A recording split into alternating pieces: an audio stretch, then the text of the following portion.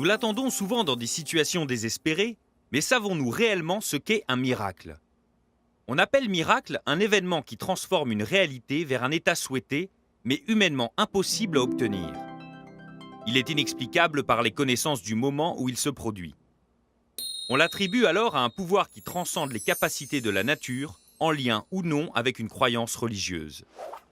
Dans le Nouveau Testament, les récits de miracles sont presque tous mis au compte de Jésus.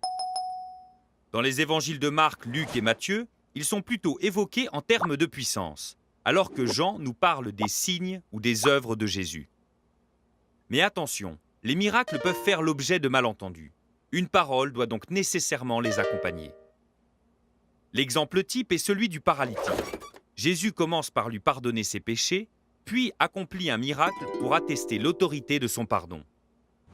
Pour vous montrer que le Fils de l'homme a sur la terre le pouvoir de pardonner les péchés, je te le dis, lève-toi et marche.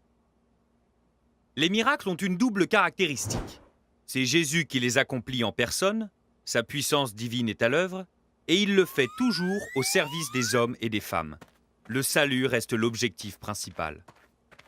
Il crée ainsi avec l'humanité une relation singulière qui vise à faire le bien et en même temps à susciter ou conforter la foi.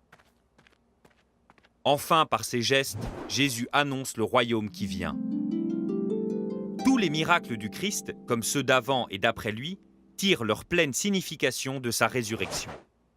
Au long de son histoire, le christianisme a toujours été accompagné de ces interventions surnaturelles.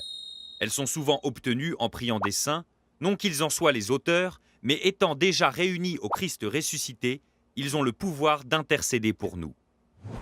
L'Église, quant à elle, très prudente pour reconnaître le fait miraculeux, nous appelle à purifier notre foi de toute superstition, à ne pas nous servir de Dieu à nos fins, mais à le servir, confiant en la puissance de son amour miséricordieux.